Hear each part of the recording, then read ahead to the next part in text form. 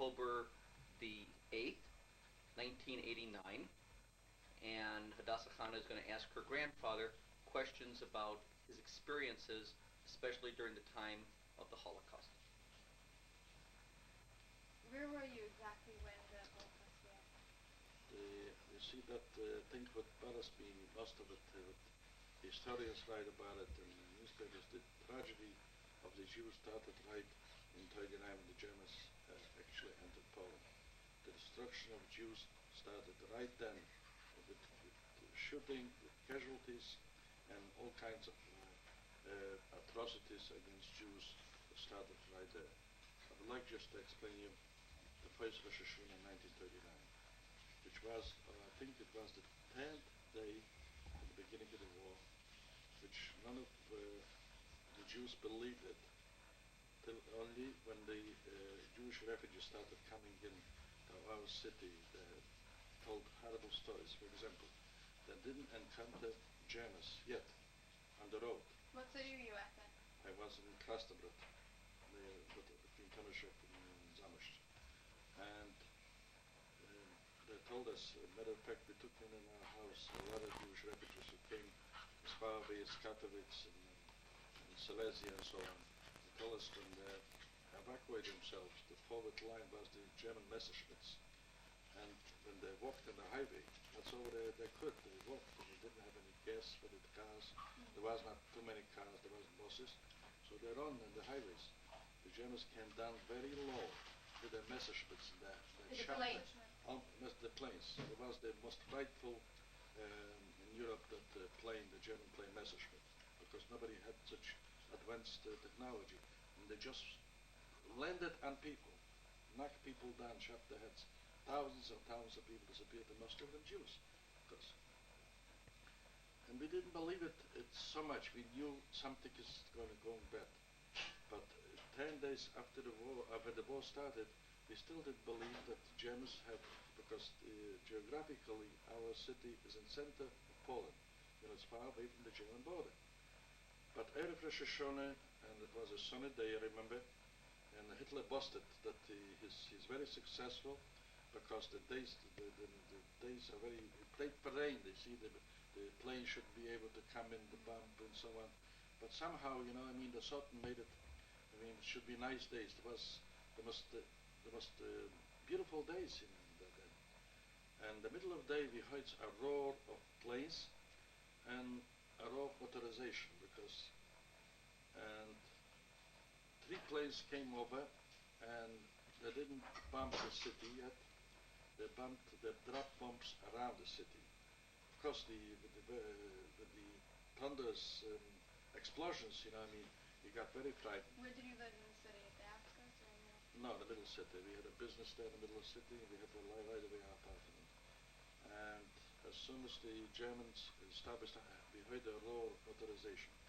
And it came in motorcycles with bass. There's 2 people, 2 Nazi soldiers came in, just a forward line, about 10 motorcycles, which was also very frightful. But we didn't believe it at the moment that this is Germans. We thought this is our allies, because we had the English declared war, also German, and so on. So we thought there 10 days, and they started smiling. They opened the raincoats, because the raincoats wasn't to cover the rain, was the dust. And of course we saw the Hakenkreuz and the arms and so on.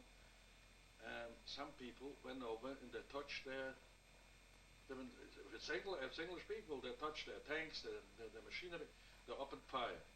Right away, not civilians. Of course, I don't know how many casualties. I started running and in the woods, but then they asked what's not far away. You ran with your family? No, everybody was on his own. The fright was so heavy. I even don't know where my father was then, things like that, and my mother. Of course, probably within the house inside. But me, as a youngster, I was 14 years old, so I went out, also out of curiosity, because the English are coming. Of course, it was right away characters and screaming, so I was running, and they came over the woods, and I was staying in the woods until it started to already be like Minchenzeit. It's Erev Rosh Hashanah, I have to start going back. and I was the only one. There was hundreds of Jewish youngsters and so on. So we went back, and the German army just kept on moving through the highway, across the street in a destination unknown to us. And somehow we crawled in, we went back to our Midrashim, and I went into, my father was davening in the main shul, but the main shul we didn't daven yes because we saw what happened, you know what I mean, everybody was afraid, so we went like the Stiebler on the side we made minyanim, because very quietly and very sad, and you could imagine the screaming and the crying.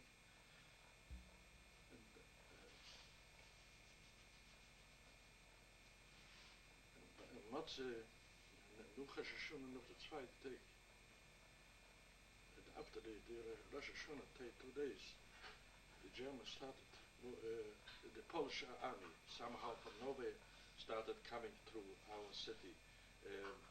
Did you live in a Jewish ghetto then?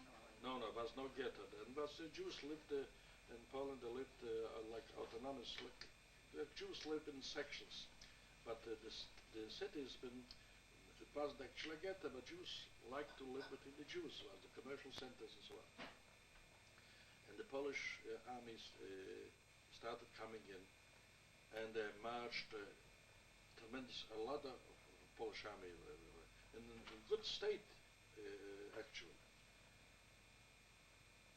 And the second day of Sales in Tshuva, a Polish officer called out to not a loudspeaker, no, a bullhorn. They didn't have that probably. They've been defeated already. That all these civilians, we should leave the city because the city is going to be burnt. Because the Germans, that's what they have in the information. And so we started running out to the woods, leaving everything. But we had a lot of sick people in our city. It was like a, then it wasn't any, we have sulfurs now against tuberculosis and so on. A lot of people came to our city from Warsaw, from Berlin, from Lublin, and from all over to get cured because there was good air there and some woods. And they've been stood behind, you know. And all of a sudden, artillery started in our city, but we've been in the woods then already. But the artillery drive us out more because who wants to leave the home? You know, you wanted to sleep with it. You have your own house, you know, your father, mother. But the artillery started shooting indiscriminately, and there was a bridge right near us. The bridge collapsed, and I don't know from whom it collapsed. Maybe the Poles dynamited. The Germans shouldn't be able to pass it. And right, the second, you didn't know which was the first and which the second. A friend of my brother got killed, which it was right near us. And we started running. A Polish officer stopped me and he said I should show him where the church is. You mean the shop? No, his church. Because, so I should sit down for motorcycle. So I, like a youngster, I listened to him. Maybe I had to listen to him, otherwise he'd shoot me. And I drove up and I sat down behind him, and he drove me. There was about 2 kilometers out of the city. And when I approached about a half a kilometer to the church, all of a sudden you could see like a machine gun shooting at us. I went in the ditch, and again my father and mother already out in the woods, but I still wasn't behind. I went to the Polish officer, and I was running through the woods, and you heard a lot of thunderous shooting and so on.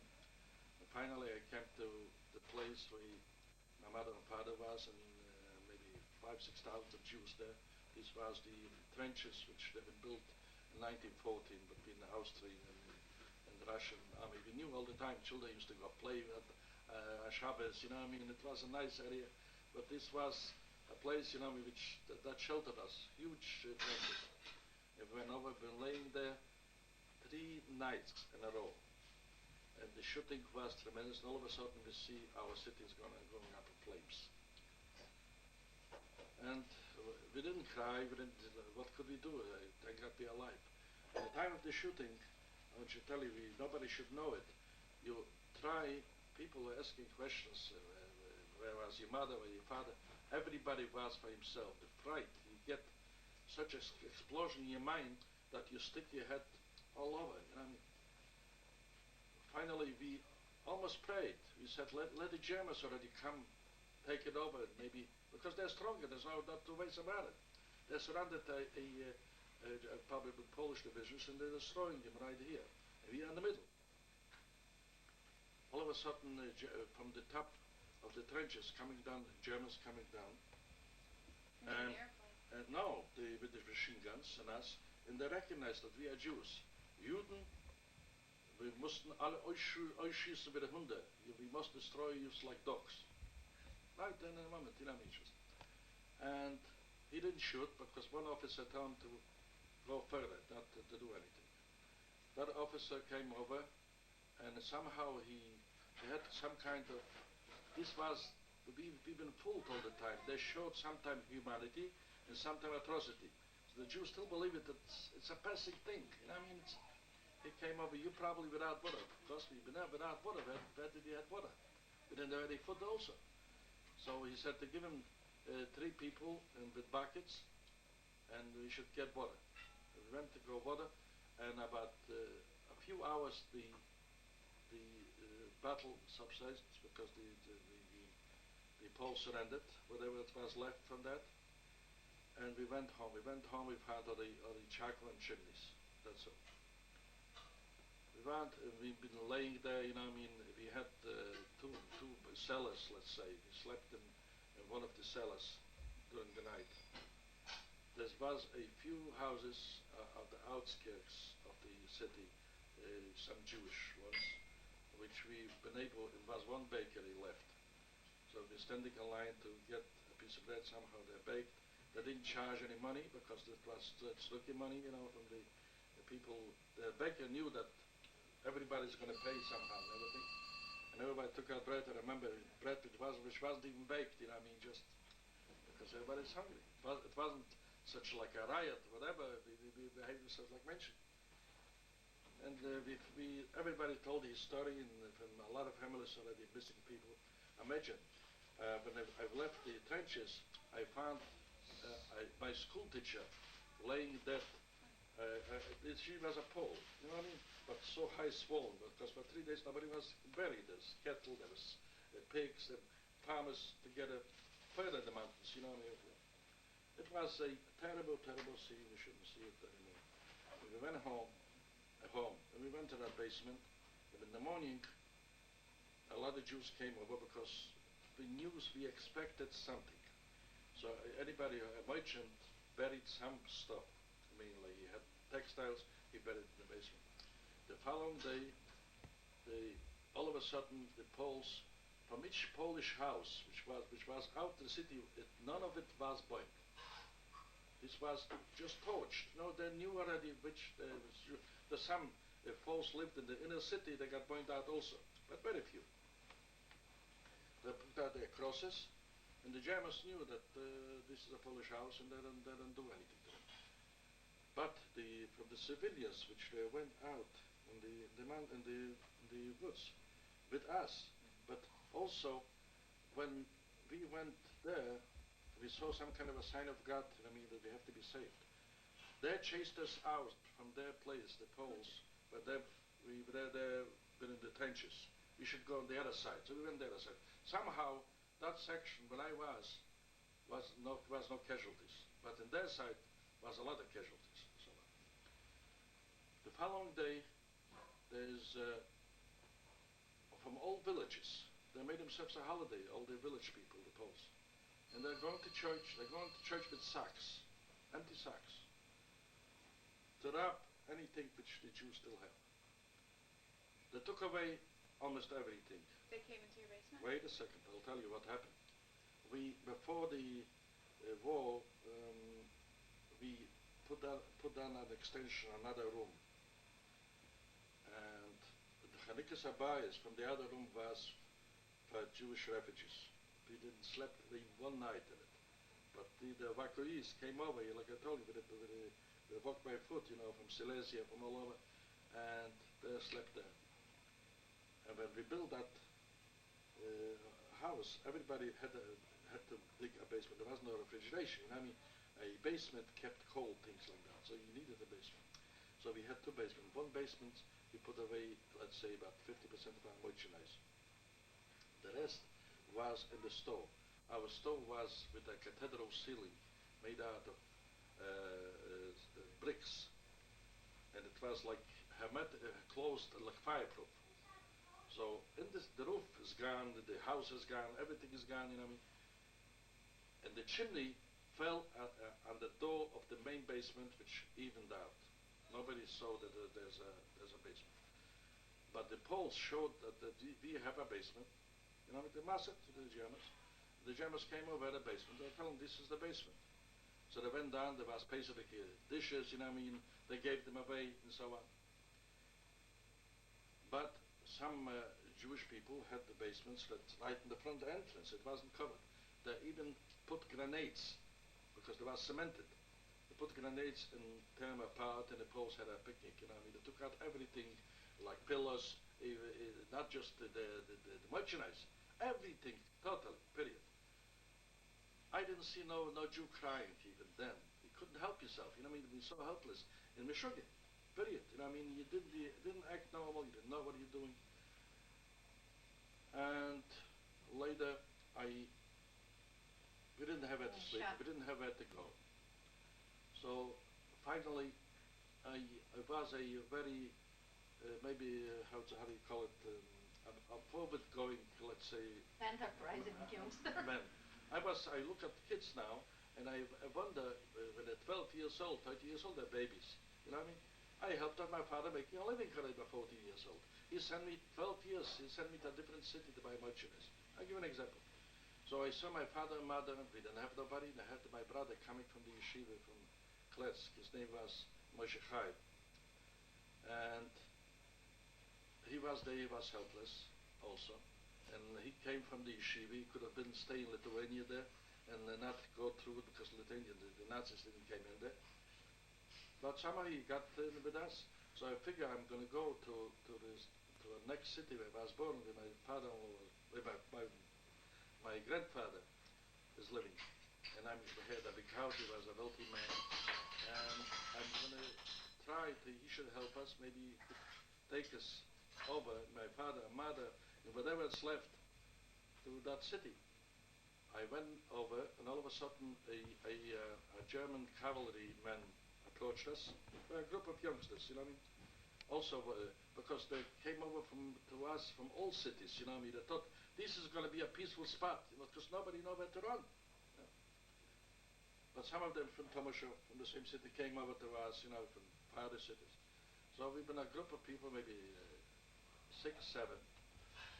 And as we go out, and I ask him, can we go to Tomasho? You know what I mean? The Jewish German slang. And he tells us, Sie sind doch Juden. You're Jews.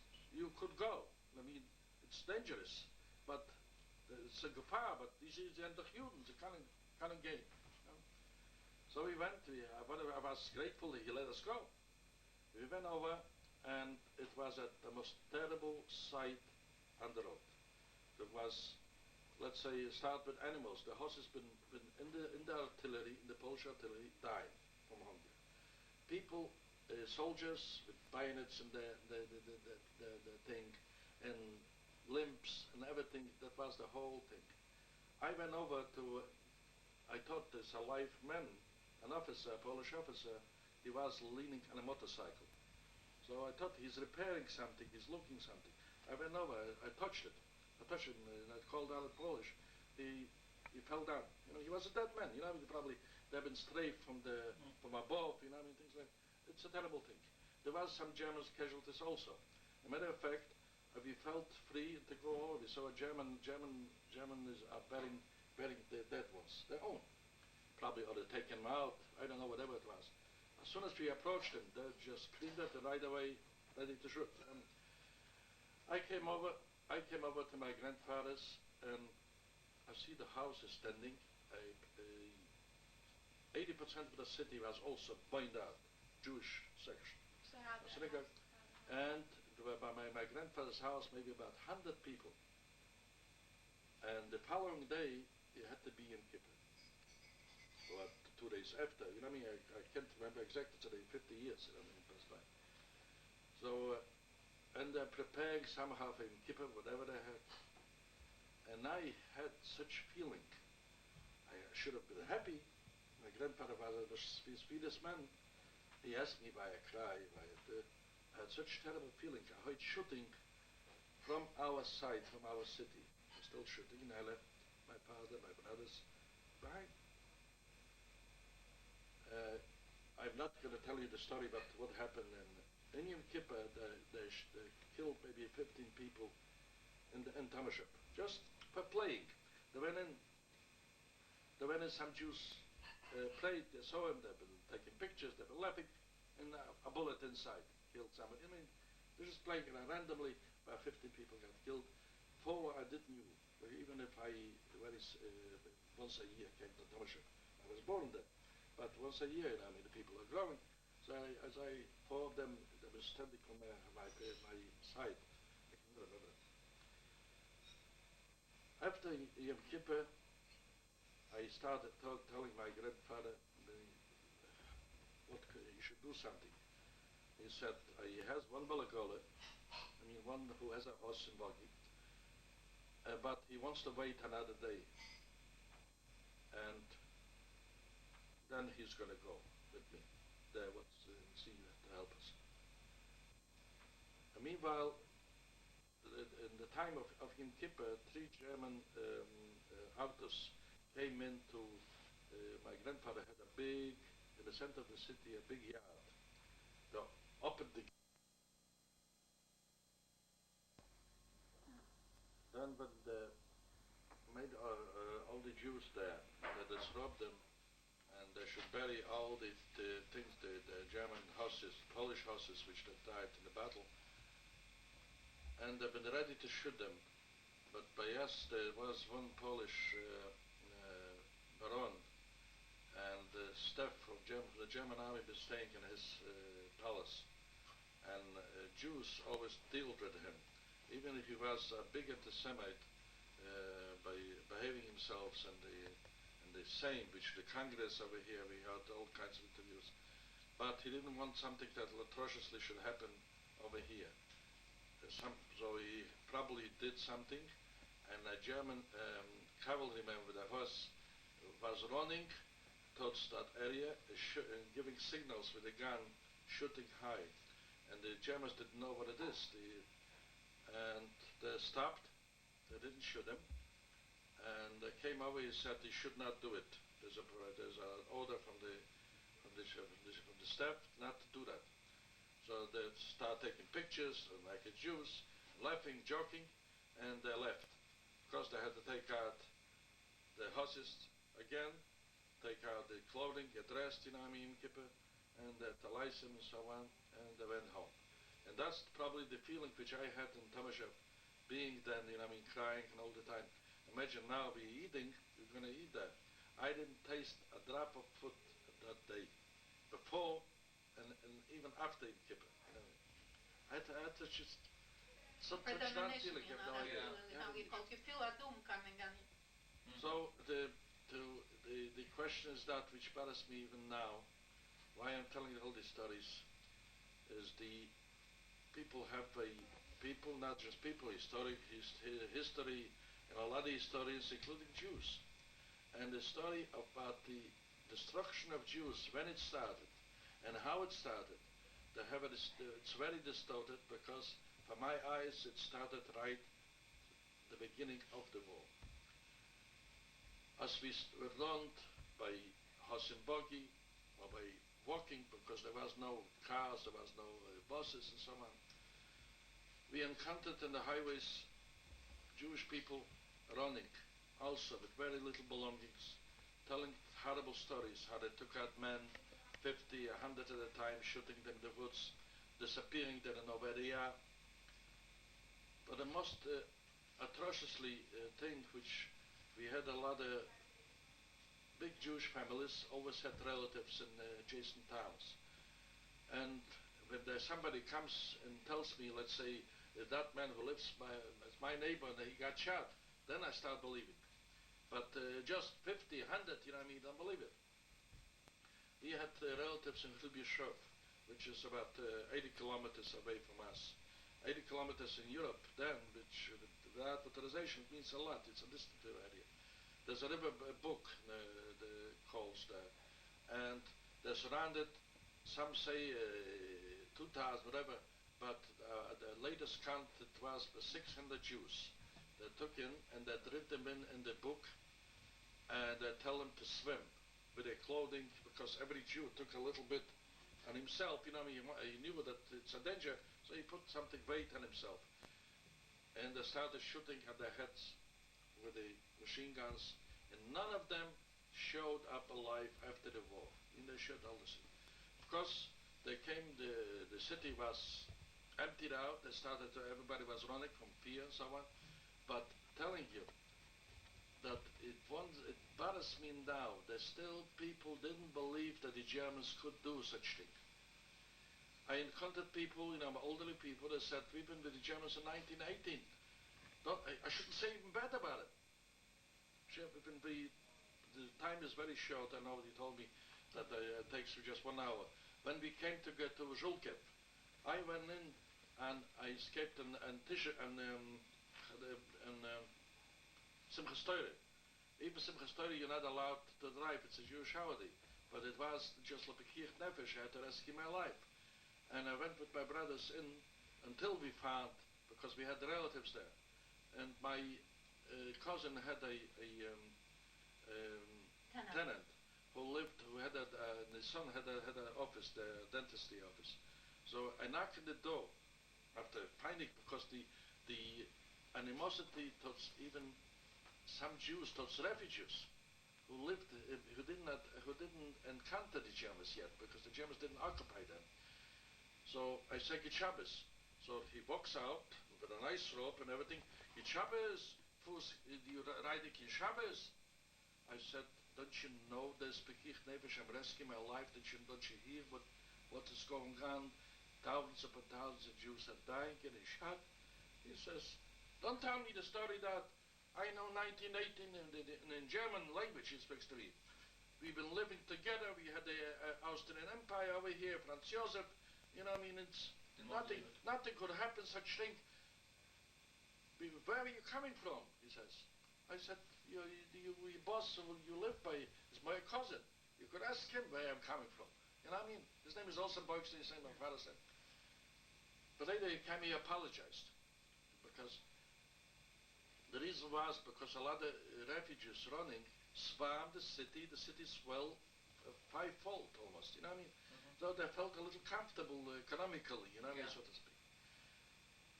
We left our city, Tamashov, in the time there was as the world knows, there was a Hitler-Stalin pact.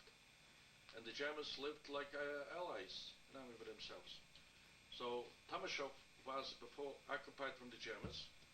And as I told you, in Kippur, a few Germans dived in my father's yard, my grandfather's yard, and they settled there, but the only thing they told us, and a lot of Jews didn't understand that, Juden sind außer Gesetz. That means Jews have no rights. That was the Gesetz in Nuremberg. And every soldier kept on repeating on us. That means everybody could come over, kill you, no, nothing. No apology now. He could grab you, whatever you got, no apology.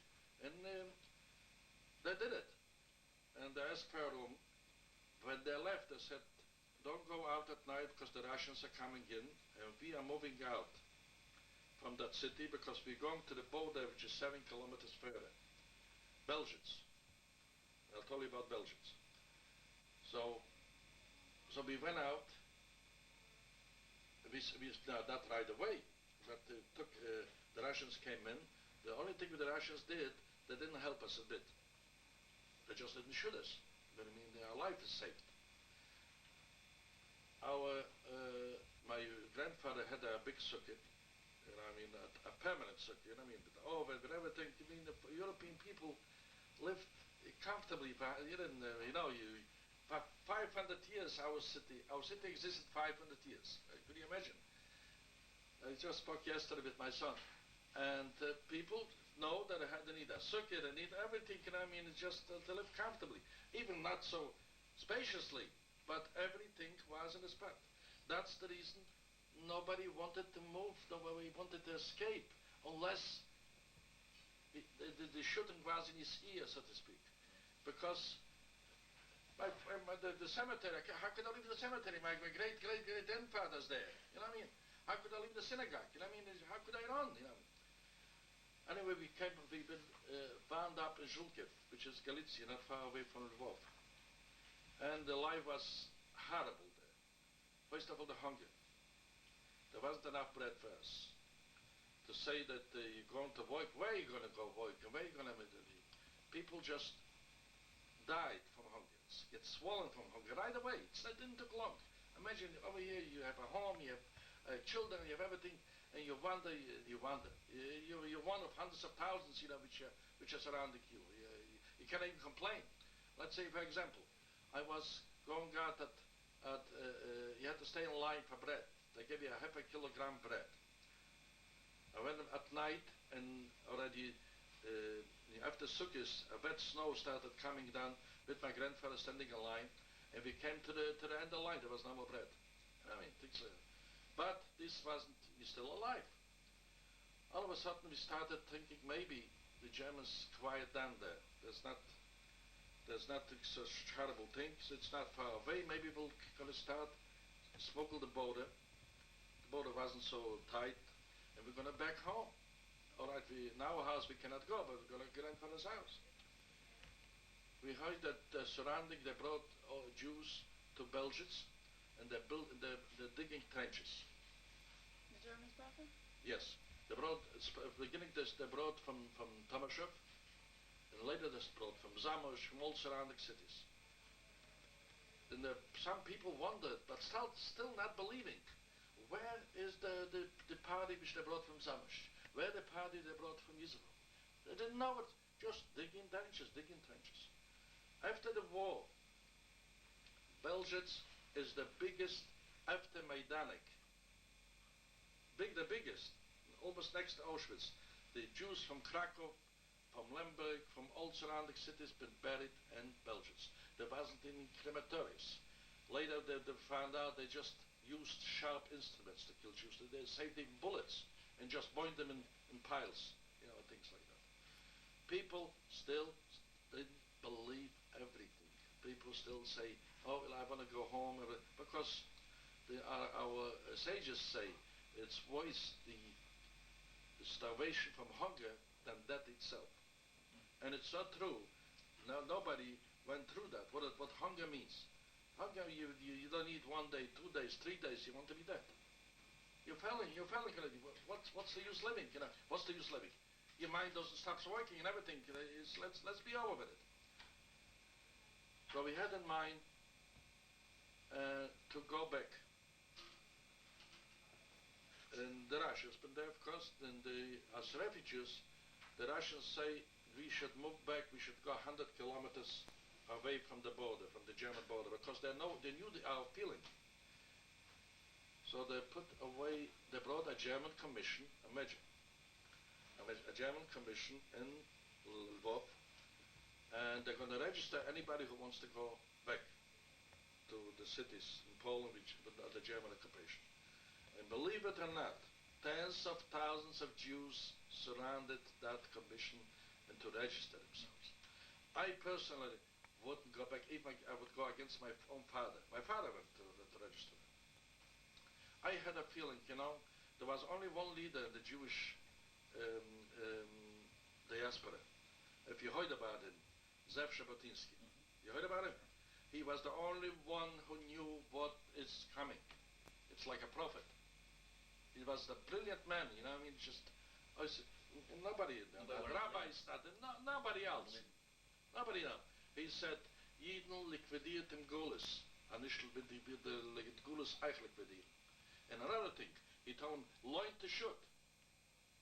The only part you have to learn now is to shoot. I want to tell you, Mr. Kaufman, I had relatives that broke out of the ghetto. I mean, the histories, you could hear all kinds of stuff, but if you see him, how real it is.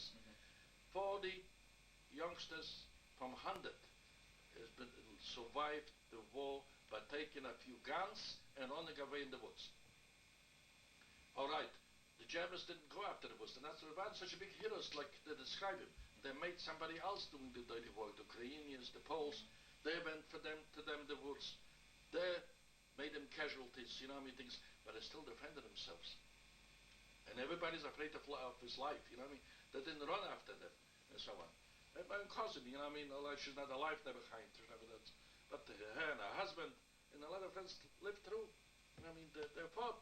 If you fight, you know what I mean, against it, nobody's such tremendous hero. If you have the same gun or the same rifle, he'll think twice to confront you, so to take your life. And being in there, so they give out an order. They gave out an order that everybody should bring, making like a passport, photographs, right, address. No, the Germans wanted, of course, with the consent of the Russians. And of course, and after 3 days, the Russians saw that if so many Jews wanted to go back there, if they get angry or whatever, they didn't help these Jews. They didn't give them to eat. You know what I mean? What do you do with them? You starve from hunger. You know what I mean? You should look at us, how we look. So they closed the office. Of course, they had all our pictures and our addresses. They came once at night. 4 soldiers, never. 4 soldiers with bayonets came over to our house.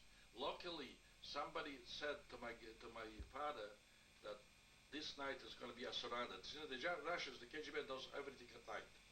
You know what I mean? And they came over and they loaded us up in the military trucks, and they took us to church. Also surrounded on the Russian army. And from the army, they took us to Lvov. They loaded us up in the cattle wagons. And we've been lucky. We still had the door opened to breathe air and so on.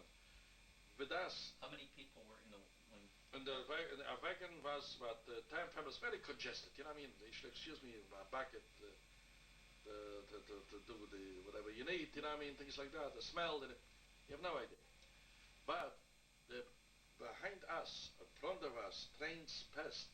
Because most of the far away from Lvov, you know, it's Krakow, whatever, was German Jews, which the Germany did it in this time of the war. They took out from Vienna, men, all the men, and they threw them over to the Russian side. Or they started shooting at them, whatever they killed, and the rest of them just run until they reached the Russian side. The Russians didn't kill them, but what they did, they arrested them. They spoke German. They said it must be a spy, whatever. They didn't trust especially single people, men. And most of them who run from far away was single people. They loaded them up in cattle wagons and they escorted them the same way as like the Nazis. With guards on the top, with dogs, with everything. I heard screaming from some of these people who say, water, water, water. You know what I mean? They didn't pay attention to them, they cursed them. Anyway, from that honeymoon we went to, so to speak, we went to Siberia. They loaded us up in Archangelsk Oblast, that's near Murmansk, near the White Sea.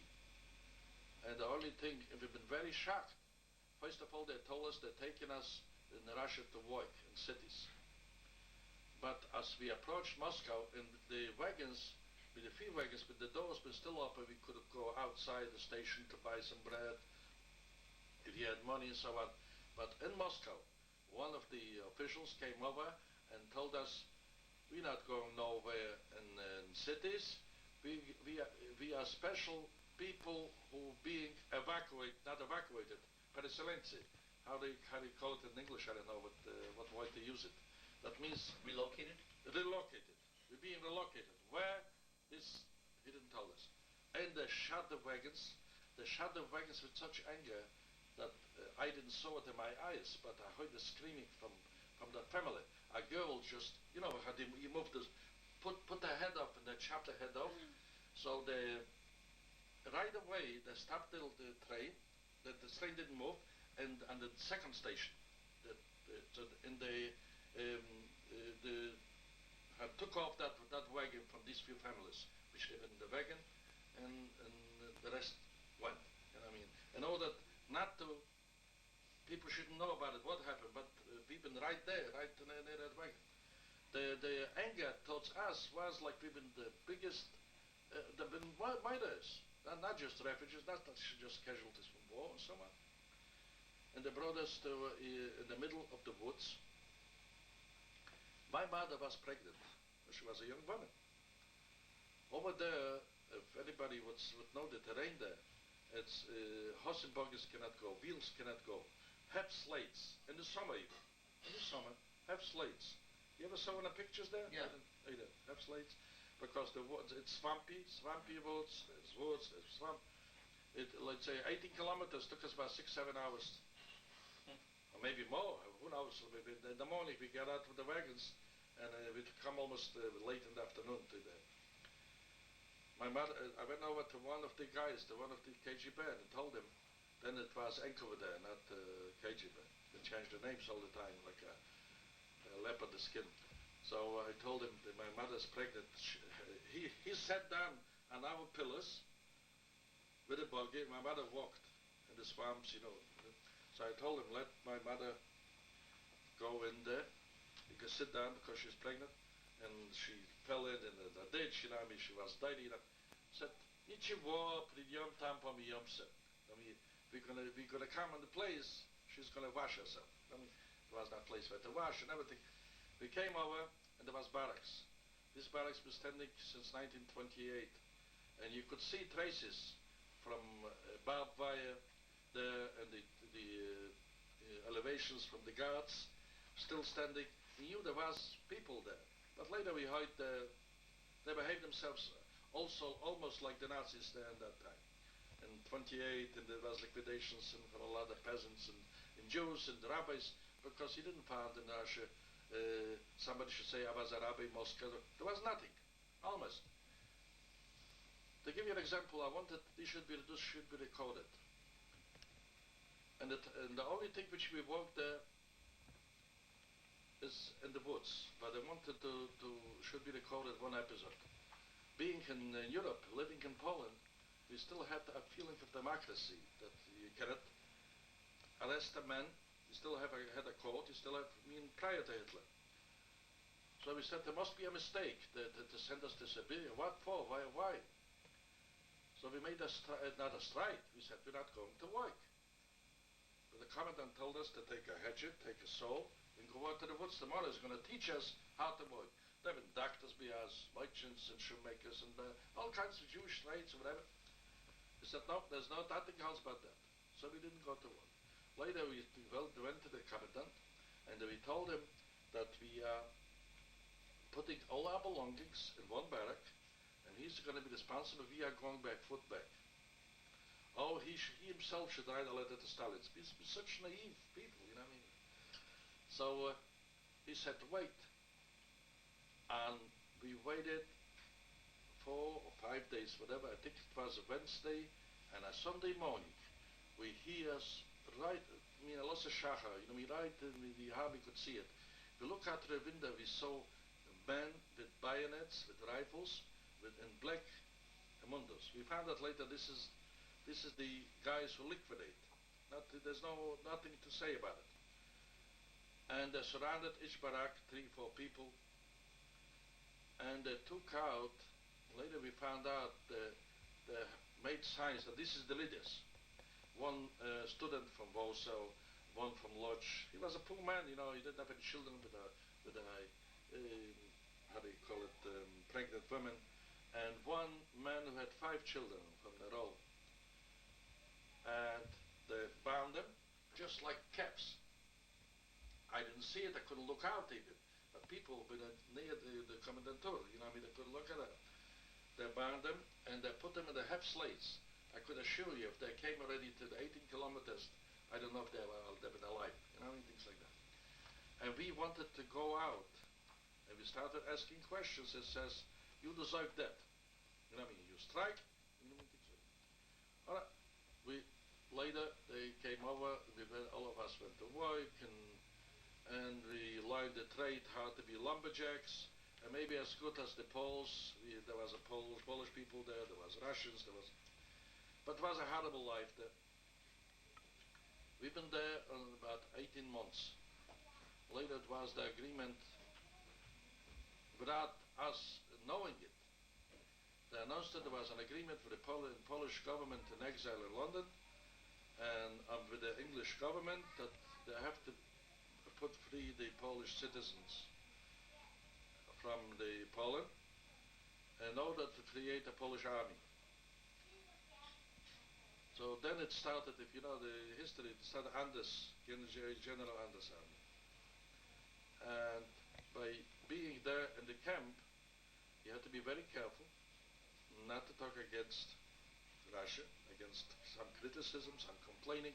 There wasn't no such thing complaining. Freeing all the Jews, I don't know, by luck, by terrible luck and everything, they left 4 families in the camp, not exactly families. One was a man who spoke only German, he was from Poznan. My father was left. A family named Brandis from Krakow, and 2 people who didn't have any children. The other one had 2 children, and 2 people who didn't have any children was from Katowice. They freed, after a few weeks, they freed that man. I don't know if they freed him or they arrested him, because I don't believe it. He spoke only German. They probably considered Jewish, not Jewish, because the Russians didn't spoke about the extermination of Jews, just the opposite. They said that the Germans having privileged Jews who doing the work for them, things like that.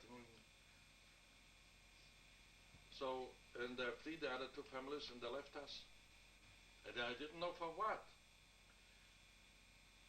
As of today, it's Yom Kippur, that's what I'm telling you. The commandant comes, and I didn't go to work. I didn't have Jews from whom to go to work because we had Jewish brigades. The Russian brigade rejected me because they said it couldn't be, because the anti-Semitism was there more than in Russia itself. They accused Jews of bringing communism, so to speak. So he said, you're going to drive with a horse in that have slate, and to bring flour for baking from 16 point. Because all these lagers, all these camps didn't have names, just numbers. 60. Ours was 4. Where the 5th was, nobody knows. They didn't let us go to look for it. 6th or whatever. 16th, I should go. He told me how I went with that horse, but he couldn't drive on it. So he went up on the horse, on the saddle, not saddle, on the horse. I knew how to drive a horse, whatever, but you had to learn it. And I came up, and all of a sudden I see that the sun is coming down already almost. I turned around, I said, let it be whatever it be. And I'm not going to, because we're going to come Yom Kippur to the house. I'm glad I'm recording that, because nobody knows what it meant to me.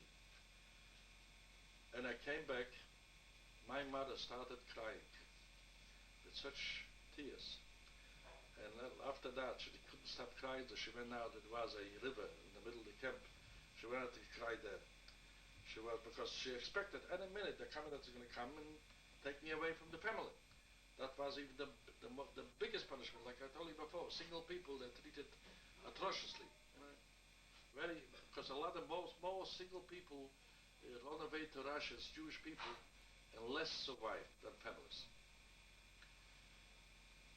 But somehow, my father was a chazan in the shtut, not a paid chazan, about tefillah. Me and my brother, because the other brother went away to Lithuania to his friends in yeshiva. It's also a story which took a few hours to tell you how. I almost went there too.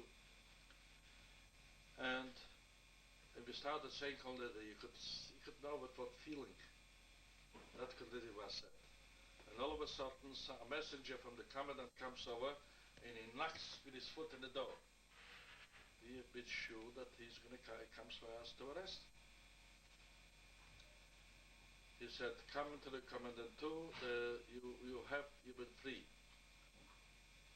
And Yom Kippur B'Nacht, like today. My father told him, I cannot sign, and if he went to Commentary, he tells to sign something, and he said, I cannot sign it, and well, so he said, tomorrow night. Everything goes at night, you know, such thing. And we were very glad, but where should we go? We didn't know where to go. All the Jews left, all the friends, whatever we so we figured out, like, to go on a warm land, Tashkent. So we went to Tashkent, and not right away to Tashkent. We went out. There was no quarters where to live there. There was millions of people, evacuees, Russians, and Jews, and so on. The city of Tashkent swelled up, threefold, fourfold. Who knows? People were sleeping on the streets and the stoops of houses and so on. And imagine, let's say, and the only thing which you could saw people, trucks are driving around in the morning, I mean, before the sun up, and collecting bodies around, you know, I mean, the bodies were swallowed. They throw them on the truck like wood. Anyway, they put away the wagons, and we've been sleeping, laying, and whatever, picking our lice, whatever, in a park. And they say there's empty wagons, you should go in the wagons, and we're going to take you to other cities where there's more room where to sleep. We went to Andijan. You probably heard about it. It was sometime written, Stevenson went to Andijan. There's a lot of, from the Mongolian empires, there's a lot of ruined castles, people going there with tourists. And the KGB decided that we're not allowed to live in Andijan also, because of the documents which we had. It was just a piece of paper that we are Polish citizen, and we're not allowed to live in cities first and second category. But probably Andijan was second category, because it was in Tashkent definitely not. So they settled us in a village. Of course, it took days to get there. They had the Chinese boat. What we have to do? We have to clean cotton. You know, take out the pig cotton, yeah. And to clean. You see the biggest, the worst sort of cotton you take off with the cocoon together. And later this is a yellow cotton. It's a very, very nasty work. So we took it out, and they pay us. Our pay was with a pretzel, you know, with a, how do you call it, like a big bialy. You ever saw a thing like that? Yeah. A big bagel, whatever. That was the pay which we got. But thank God for that, you know, I mean, you had that, you were right. Later they decided that we're still strangers, and we shouldn't live near a border. They loaded us up, back to the station, back near Tashkent, but Tashkent didn't let us in. They took us about 70 kilometers away from Tashkent in a kolkhoz. A kolkhoz. I mean, a village which there was a kolkhoz. The name of the kolkhoz was communism. Communism, Leninism, Baidikov, how they call the German Jewish communist, and her name was Kaganovich, you know, I mean, things, such kolkhozes all around. And we have been there. They didn't give us any food. They didn't thought about us, well, we should go to work. I asked the man in the office there, some kind of an office. I asked him, what do you pay if you go to work? I'm hungry, I want to eat. You're going to get 2 kilograms of wheat for a no. A no. You know what it means, a no? Certain amount of certain amount of work. Ration, yeah. Yeah, but like 8 days, a normal 8 days, 8-hour work, whatever. What do I have to do with the pick cotton? Because a lot of cotton there's cotton. But the time of there was the good cotton, you know what I mean? The very light cotton. How much cotton they will have to, what's the norm? 8 kilograms. 8 kilograms. I went out in the morning, and until 12 o'clock, I'm a good worker. So I picked 8 kilograms cotton, and I figured I'm going to start working again. I already a kilo of wheat, so I'll cook it, I'll grind it, or whatever. So I picked another 8, and I have 16. Can I go home? I mean, Freilach. I come home, he said, okay, we'll put it down, we'll write it down. Like you received it, wheat, that's the way I received it. I mean, but we have to still go to work, and the work, the quality of work. That's the reason that Russia is in such a bad situation. The natives even didn't do a quarter which I did. And I was wondering, listen, they give you so much wheat, why shouldn't you work? But probably they knew the secret. They're not getting paid, you know what I mean? They put it on the books. After the year they got something, I don't know, they're dead. But our thing started there, and with all, thank God I had my mother and my father there. One helped out the other. There was, like I told you, the majority was single people. And these single people suffered so much, and it started diarrhea. There was no medicines. No doctor. No doctors. We died like flies. You have no idea. It just emptied out in 2 weeks. I'll give you an example. Once you had to live, you know what I mean? So you look for an item. I went to Tashkent once with a single man, a watchmaker. And he knew how to put watches together. And you know what I think? That he was related to always tell to my mother, to my wife. I always tell that, who's that woman who's the biggest in the TV, the Jewish perlmutter? Barbara Walters? Barbara Walters. Barbara Walters. Barbara Walters is named perlmutter. She looked exactly like that man. That probably was her father or a very close relation. He was my perlmutter. And we've been friendly, and he told me to watch his box when we went in a place to drink just plain tea, without sugar, without anything. You know, I mean, that's how the natives cooked that. And somebody stole it from me. There was thievery, there was robberies. You have no idea. It was free for all. And he came. He didn't cost me. He didn't say anything. And probably the diarrhea developed by him. He was very ill. And we went in the train, going home, and the train stopped, let's say, about 30, 40 kilometers away. You had to walk by foot to the other place. The areas are very big, you know, in Russia, in that area. And later I found out he didn't go off with me because, and he went to another station and he died within a day or two. They took you in the hospital.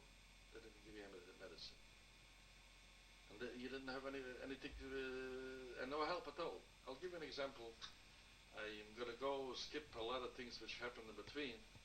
Later, they sent us the Polish army to Margilan, which is a city also between Andijan and Tashkent, where Anders was. We are Polish citizens. They rejected us as Jews. They rejected us, and they gave us a document, a written paper, scribbled paper, that I am a citizen of Poland, but not a native Pole. That means I'm not a Pole. They didn't say I'm Jewish. No, we didn't say that. That's the reason I'm not I'm freed from the Polish army. This was the biggest disaster for me. Why? Because we hoped to go out to Iran, to Israel, because Begin was also in that area. Maybe before me, he went in there. They've been afraid. The excuse was they've been afraid for communists, Jewish communists, Ukrainian communists, and so on. But the whole thing was anti-Semitism. You know, I mean, that's beside the point. I was mobilized later to work to Tashkent, working battalion, so to speak. The work was 11 hours a day, 6 days a week. But you had to produce in order to be in the city. Otherwise, they'll ship you the coal mines. They had coal mines not away from the. A lot of Jews went to coal mines. The things were harder. Once I couldn't be registered that I'm sleeping home. I brought my father already secretly to the city. We rented a small room, but I was registered. I'm sleeping in their house, in the house where they assigned me, like the army's assigned, workers assigned. All of a sudden, I got sick, the malaria. Just to give you an example of how the conditions been there the medical conditions, how people died and so on. To go back, my little sister, which my mother gave birth in Siberia, died in Andijan, and we didn't bury her. My mother just walked out and left her dead. Because people were upset. God should save not just Jews, it's Gentiles to be in such a situation. If you go on ground 3 days you didn't eat, and you see thousands of dead children or whatever, do you care? So where are you going to bury it? And another thing, the biggest fright was that we shouldn't get attached. I shouldn't get attached from my mother, get the father. If I get attached from my mother, I'm dead. I'm single man. Like I told you, single people didn't have a chance, almost. Unless you're a rabbi, unless you're a thief, whatever, you take away somebody else's piece of bread, which happened, which did happen. So I came over there, and the only thing which plagued us, thank God,